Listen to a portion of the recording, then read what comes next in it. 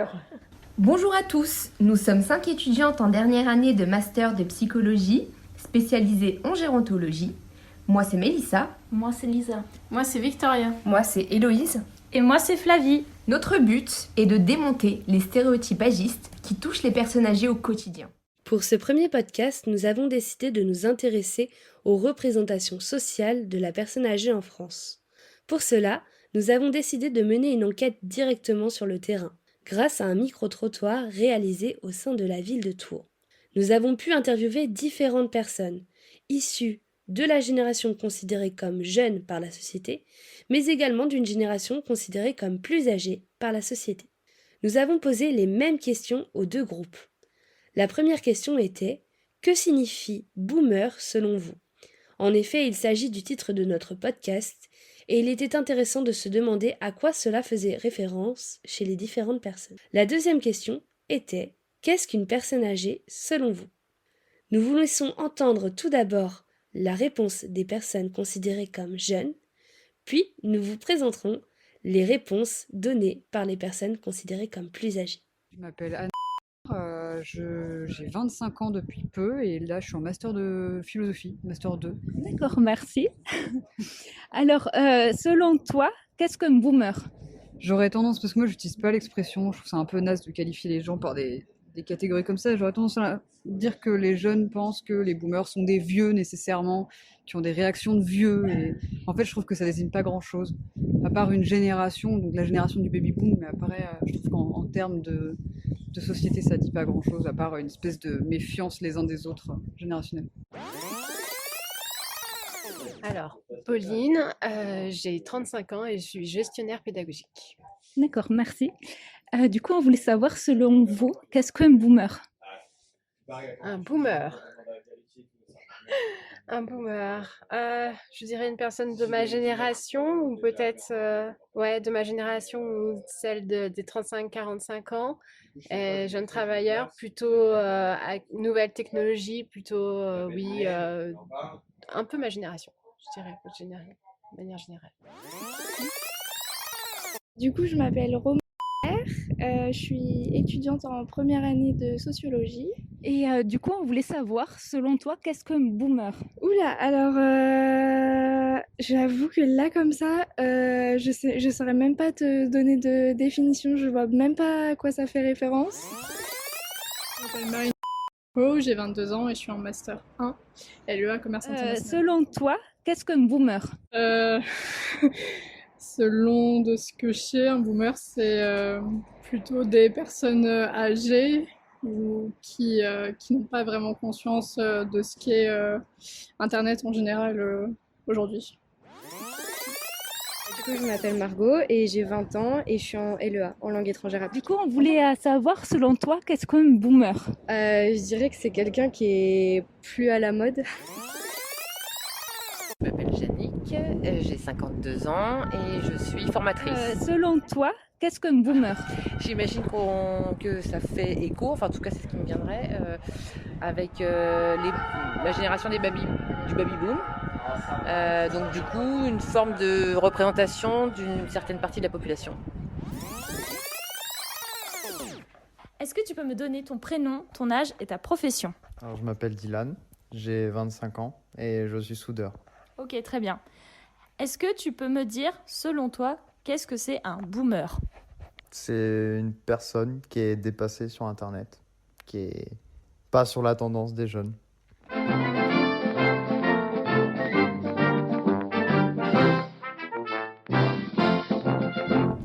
Et pour toi, quelle est ta représentation en fait de la personne âgée ?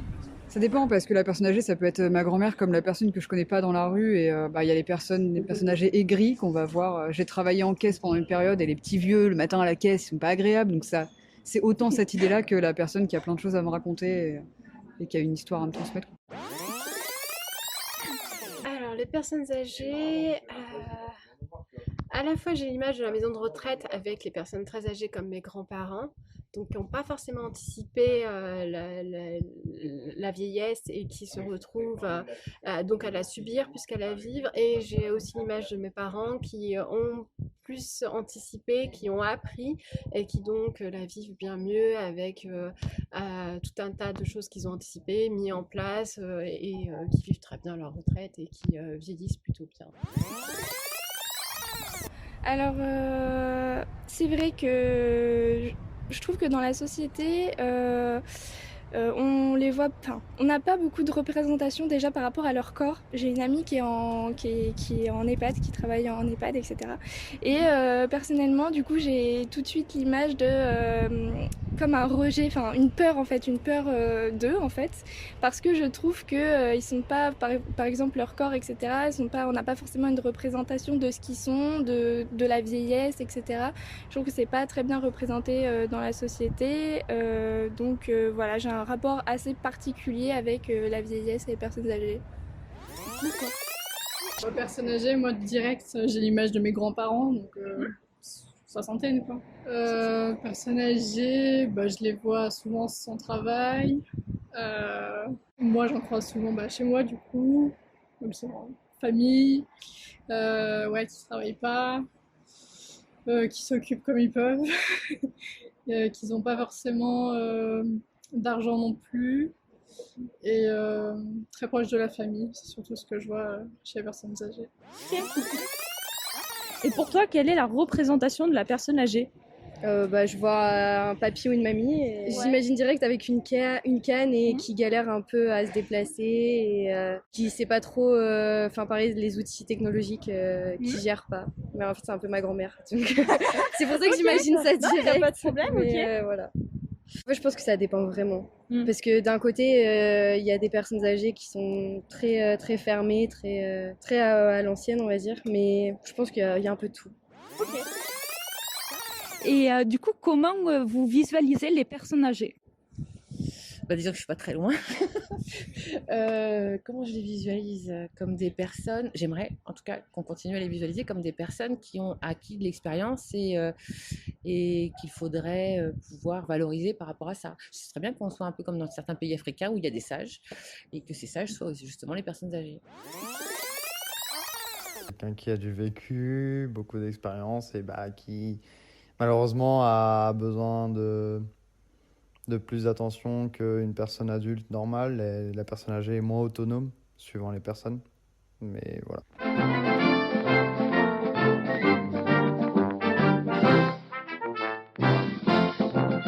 Vous venez d'entendre les réponses données par les personnes considérées comme jeunes par la société. Dans cette deuxième partie, nous allons nous intéresser aux réponses données par les personnes considérées comme plus âgées.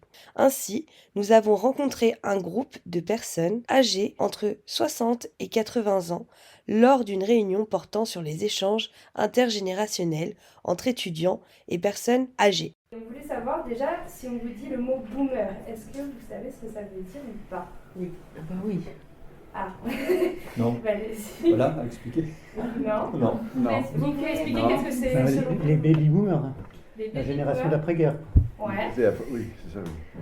C'est ça la réponse. Les boomers, en fait, souvent on désigne les personnes âgées comme des boomers, justement liées à la génération d'après-guerre. Comme il y a les baby boom, il y a le papy boom, et donc l'arrivée dans, on va dire, les retraités. Voilà, c'est ça. Voilà. On peut le constater. Alors en ce qui me concerne, je ne me considère pas comme une personne âgée. Ah, justement. Et je suis né en 59, donc assez loin de la fin de la Deuxième Guerre mondiale. D'accord. Ouais, mais tu fais quand même partie démographiquement. Ah, des retraités depuis 2 mois, oui. Mais, D'accord. Oui, et du coup, c'est ça la deuxième question, c'est est-ce que vous percevez comme une personne âgée et quelle représentation vous avez des personnes âgées? Comment vous définiriez-vous une personne âgée? Disons que moi personnellement, si vous voulez, mes parents et mes beaux-parents sont décédés. Et dans la famille de ma femme, c'est moi l'aîné. De mon côté, c'est moi l'aîné aussi. Et je me dis, aujourd'hui, j'ai juste 2 tantes qui sont plus âgées que moi. Donc je me dis, maintenant c'est moi qui suis le papy de la famille. Donc c'est ça que ça m'a fait réaliser, là, les décès, ça m'a fait réaliser ça. Mais ça me gêne pas. Hein. Non, je suis d'accord. Moi c'est pareil. Devant moi, il n'y a plus que ma mère. J'ai 70 ans, donc je me dis que maintenant, je prends conscience de la personne âgée, de l'âge que je prends. Je prends dans ce sens-là. Je prends conscience de l'âge que je prends. Voilà. Moi, alors il n'y a plus personne. suis la dernière, enfin la première, non, à peu près. Mais moi, j'ai pris conscience que j'étais une personne âgée grâce ou à cause du Covid, quand ils ont voulu nous interdire de sortir à partir de 65 ans. Et ça m'a fichu un coup au moral, vous ne pouvez pas savoir. Donc, je me suis dit, ah oui, c'est vrai, je fais partie des personnes âgées. Bon, maintenant, j'ai 70, hein, voilà, parce que oui, j'avais 67 ans. Maintenant, j'ai 70, voilà, depuis 2 jours. Mais pour moi, ça ne veut rien dire une personne âgée en tant que telle, parce que on peut être vieux dans sa tête à 40 ans. Et puis moi, je connais des gens qui ont 90 ans, qui sont très dynamiques, très jeunes, etc. Voilà. Mais moi, en fait, c'est moins la perte des ascendants que cette annonce de volonté du gouvernement. Est-ce qu'on les vieux, on va les laisser sortir, etc. Je me suis dit, ah mais je suis dans la catégorie des vieux, point de vue démographique. Je m'en souvenais plus parce que j'ai pas obéi. Hein? Je m'en souvenais plus parce que j'ai pas obéi. Ah, tu pas obéi, Non. toi. Voilà, ça c'est les boomers. Ce qui rejoint aussi une espèce d'infantilisation des gens âgés. Je pense à une publicité que j'ai entendue sur France Inter tout à l'heure, où c'est une jeune femme qui demande à sa mère, dis donc maman, tu t'es fait vacciner contre le Covid, comme si la mère n'était pas capable de porter tout seul, quoi. Pour l'instant, non, j'ai pris conscience, comme je disais tout à l'heure, j'ai pris conscience de mon âge, mais je ne me considère pas pour l'instant comme une personne âgée. Et je ne me considère pas comme une personne âgée par rapport à toutes les activités que je fais par derrière. Là, je vous donne un exemple. Depuis ce matin, avec un collègue, on est parti d'ici, on est allé à Blois, on est allé faire une réunion à Blois, on est revenu faire une réunion à Tours à la préfecture et je suis là ce soir. Voilà. Et qu'est-ce que ça veut dire personne âgée du coup pour vous si vous ne vous considérez pas comme une personne âgée? Ben, je vais prendre un exemple, j'ai ma mère par exemple. Ma mère a 93 ans. À 93 ans, c'est une femme qui physiquement ne fait pas son âge, elle en fait presque 10 de moins. Mais par contre, je dis qu'elle est âgée maintenant parce qu'elle n'a plus la capacité de faire des choses physiques. Voilà. Pour moi, elle commence à être là, c'est ça l'âge. Pour moi, ça serait là. Au moment où on a l'incapacité, où on est en difficulté pour faire des choses physiques. Voilà. Et ma mère, qui a 93 ans, en prend conscience parce qu'elle veut encore conduire. Et elle se rend compte qu'elle n'a plus les bons réflexes, qu'elle n'arrive plus à tourner la tête en voiture, tout ça. Donc elle commence à dire, ah ouais, je suis âgé. Moi j'aime bien cette expression boomer finalement parce qu'on peut décrire avec un P à la place des 2 autres. Et en fait, boomer, ouais, parce que notre génération a connu un boom extraordinaire, notamment de liberté, de libéralisation des mœurs, etc. Donc, bon. Est-ce que vous connaissez l'expression OK boomer? Est-ce que vous... Oui, j'ai vu ça sur Internet. Oui. Alors, vous avez entendu parler de ça il y a quelques temps boomer. C'est quoi alors, là ouais, ça vous parle pas? Ça me parle pas. Pour l'instant, on dit rien peut-être. Moi, j'en ai pas parlé non plus, boomer. c'est permis chez les étudiants. Donc, normalement, en tout cas, moi, je leur en ai pas parlé. Ça n'a pas l'air C'est péjoratif. Si, c'est péjoratif. Ça a à voir avec les booms de notre adolescence ou... En gros, parce que soit l'ancien, tu te l'as, On va voir ce qu'ils vont dire, parce qu'ils vont pas vous dire comme ça. Ils vont être polis. Le Canada dit ça, oui, la Mais je crois qu'il n'y a pas que sur ce mot-là où il y a une évolution du vocabulaire à travers les générations. Enfin, presque tout le vocabulaire évolue comme ça. Bon, je sais que moi, je viens en cours ici.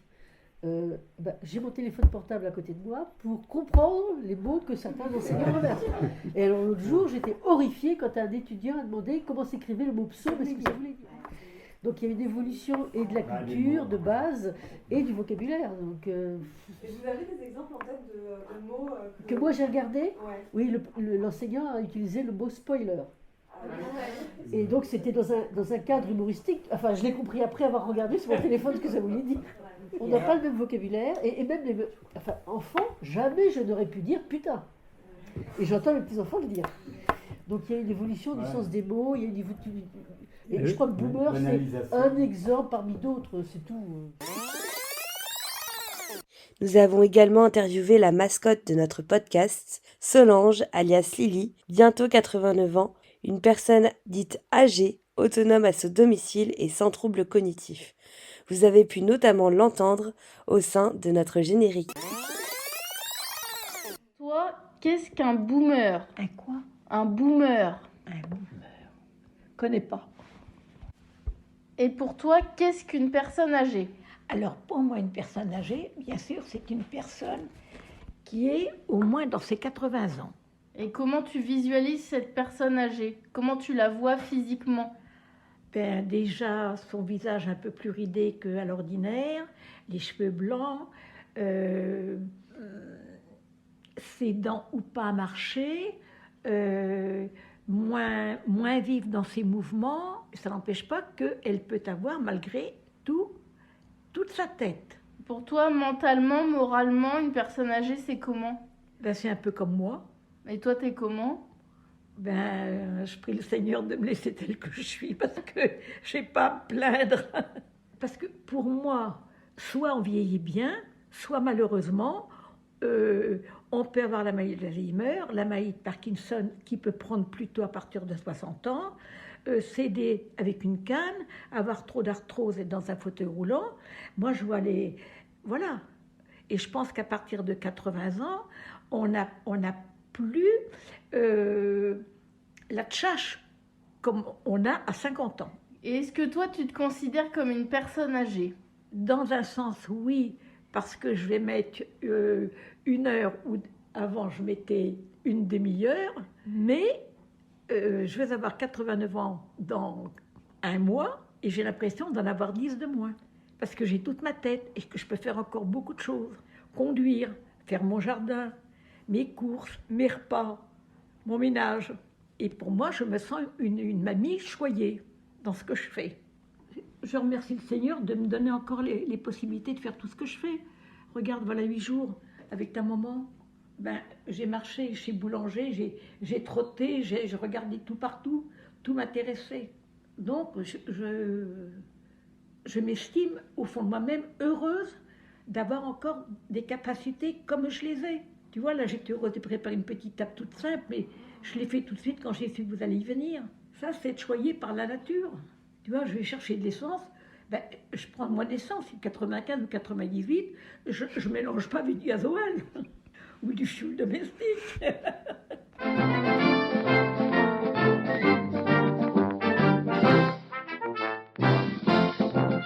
Maintenant que vous avez entendu les différentes réponses données par les personnes représentant la société, dans cette troisième partie, il était important pour nous de vous donner des éléments plus théoriques afin que vous puissiez comprendre en quoi les stéréotypes agistes impactent la représentation sociétale des personnes âgées en France, mais également la perception que les personnes âgées ont d'elles-mêmes. Du coup, on s'est demandé dans la littérature, c'est quoi être une personne âgée? Et puis, on s'est intéressé aussi à l'agisme. Qu'est-ce que cela signifie? Selon le dictionnaire de Larousse, la vieillesse est définie comme étant la dernière période de la vie normale, qui est caractérisée par un ralentissement des fonctions, ainsi qu'une diminution des forces physiques et des facultés mentales. On vient de définir ce qu'est la vieillesse. Mais alors, qu'est-ce qu'une personne âgée? L'INSEE a associé les personnes âgées aux personnes de plus de 60 ans. En effet, l'âge de 60 ans marque un seuil et des ajustements à réaliser pour le passage de l'activité à l'inactivité, du changement du réseau relationnel et d'autres changements. Nous avons vu donc 2 définitions, celle de l'INSEE et celle de l'OMS, mais celles-ci se basent uniquement sur l'âge civil ou l'âge chronologique, comme on peut dire, et sont donc souvent remises en question pour plusieurs raisons, comme le développe le psychologue Trival en 2002. Bréchat et ses collaborateurs en 2008 expliquent également qu'on ne devient pas vieux subitement à 60 ans et que les problématiques gériatriques, qui sont donc associées aux personnes âgées, surviennent généralement vers 70 ans. Alors, à quel âge devient-on vieux? Un sondage a été réalisé auprès des Français par le groupe Prévoir en 2011. Cette enquête demandait aux Français à partir de quel âge devient-on vieux. Ils ont répondu en moyenne 69 ans. Mais la réponse est très différente selon l'âge des répondants. Pour les moins de 25 ans, l'âge de la vieillesse est estimé à 61 ans, tandis que pour les plus de 65 ans, cet âge est estimé à 77 ans. Une autre enquête a été réalisée en 2008 par la TNS, où les Français estimaient en moyenne l'âge d'un senior à 59 ans, une personne âgée à 72 ans et une personne très âgée à 85 ans. Pour vous expliquer l'impact des stéréotypes sur les personnes âgées, nous nous sommes appuyés sur différentes recherches en psychologie. En 1954, Alport a démontré que l'intériorisation des stéréotypes survient dès l'enfance. Ainsi, les stéréotypes fondent implicitement notre identité et influencent notre image de soi. En 1969, Butler montre que l'agisme reflète le malaise des jeunes adultes et des adultes âgés face à la vieillesse. L'agisme correspond à l'hostilité d'une personne face à la maladie, l'incapacité, l'impuissance et l'inutilité, qui implique, selon Butler, des formes de discrimination et de mépris à l'égard des personnes âgées. Seefeld et ses collaborateurs rejoignent ce constat en 1977. En effet, ils ont montré que les enfants ont une perception négative des âgés et les considèrent comme impotents, passifs et incapables de s'occuper d'eux-mêmes. En 1986, Schmidt et Bolland ont travaillé sur les stéréotypes associés aux personnes âgées. Ceux-ci sont complexes et montrent à la fois une vision positive et négative des personnes âgées. Les résultats montrent plusieurs sous-catégories de personnes âgées, dont 8 sous-types négatifs: abattus, légèrement handicapés, vulnérables, très handicapés, mégères bourrus, reclus, voisins bruyants et mendiants. Il existe également 4 sous-types positifs: conservateurs, patriarche libéral, grands-parents parfaits et sages. En 1997, Richer et Bouvier, dans leur étude, ont montré que la vieillesse est assimilée de manière stéréotypée à l'affection, la maladie et le déclin de l'âge. Néanmoins, en 2013, Adam et ses collaborateurs expliquent que les personnes âgées sont associées de manière positive aux notions de sagesse, d'expérience, de transmission et de partage actif de valeurs. Un amalgame peut cependant être fait en associant les personnes âgées aux notions de folie, sénilité, fardeau et déclin. Ainsi, au cours du temps et des études, on remarque que la vision des personnes âgées par la société est en constante évolution et qu'elle n'est pas exclusivement négative ou positive. Il est important de souligner que les professionnels de la santé sont particulièrement vulnérables aux stéréotypes agistes, et bien plus encore que dans la population générale. Dans une étude de Stéphane Adam, professeur en psychologie, responsable de l'unité de psychologie de la sénescence à l'Université de Liège, il a été demandé à 76 infirmières et infirmiers travaillant en oncologie au CHU de Liège de citer les 5 premiers mots leur venant à l'esprit lorsqu'ils pensaient à une personne âgée. Il a ensuite été demandé à 10 juges d'évaluer la valence de chacun des mots sur une échelle de -5, extrêmement négatif, à +5, extrêmement positif. Par ce procédé, un nuage de mots a été créé et à notre grande surprise, la majorité des mots récoltés sont négatifs et les plus fréquents sont les mots suivants: dépendance, perte d'autonomie, solitude, fatigue, maladie, fragilité, incontinence ou encore isolement. Il convient à tous d'avoir conscience de cette vision négative du vieillissement, et ce d'autant plus pour les soignants, car cet agisme peut avoir d'importantes répercussions sur les pratiques de soins. En témoigne entre autres cette expérience de Madan et collaborateurs en 2001. Il a été demandé à des étudiants en médecine quelles recommandations ils feraient à une patiente ayant subi une ablation d'un sein. On s'aperçoit qu'à situation clinique équivalente, il conseille une reconstruction mammaire dans 95% des cas si la patiente a moins de 31 ans, mais seulement dans 65% des cas si elle est âgée de plus de 59 ans. Cependant, cet agisme n'est pas conscientisé, car l'âge n'est jamais utilisé comme justificatif de leur choix. Donc, comment expliquer un tel résultat autrement que la stigmatisation liée à l'âge, autrement dit l'agisme? Finalement, avec cette phrase, bien triste mais que ces étudiants ont pu avoir en tête, un sein en moins après 59 ans. Et alors? Pour conclure sur cette partie, l'ensemble de ces données suggère que l'agisme est hélas particulièrement présent chez les soignants, ce qui influence leur attitude de soin envers les patients plus âgés. Ces attitudes, bienveillantes ou non, peuvent avoir un impact direct sur l'évolution de la santé des patients. La sensibilisation des équipes soignantes aux stéréotypes liés à l'âge est donc un préalable indispensable à une démarche de soins adéquate. Tout ceci ne fait donc que donner du crédit à la recommandation 49 du Plan international d'action sur le vieillissement qui avait lieu en 1982. Je cite: « Les gouvernements et les organisations internationales qui s'occupent du problème du vieillissement devraient mettre en œuvre des programmes visant à informer la population en général au sujet du processus de vieillissement et des personnes âgées. Cette sensibilisation devrait débuter dès l'enfance et être dispensée dans les établissements d'enseignement de tous les niveaux, ce qui conduirait à une connaissance plus profonde du sujet et aiderait à corriger les attitudes stéréotypées que l'on observe trop souvent à cet égard dans les générations actuelles. » Ok boomer est une expression qui provient du terme baby boomer. Mais qu'est-ce que c'est un baby boomer? C'est une personne qui est née entre 1945 et 1960, soit la génération de l'après-guerre. OK Boomer peut être utilisé quand une personne de cette génération semble ignorer des choses sur un sujet d'actualité et que nous renonçons à lui expliquer. Cette expression a été mise en avant par Chloé Swarbrick, députée écologiste néo-zélandaise de 25 ans, qui l'a utilisée pour faire taire un parlementaire plus âgé qu'elle qui voulait l'interrompre lors d'une prise de parole.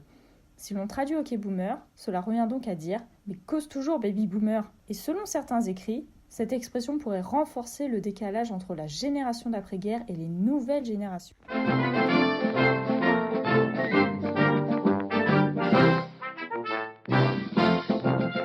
Voilà, ce podcast est maintenant terminé. J'espère que vous avez pu en apprendre plus sur l'impact des stéréotypes agistes sur la représentation des personnes âgées. Nous espérons que ce podcast vous a plu et vous attendons nombreux pour la diffusion de notre prochain podcast. En attendant, vous pouvez nous retrouver sur notre page Instagram okboomer_psy. Merci de votre écoute. Prenez soin de vous. À bientôt avec l'équipe OK Boomer.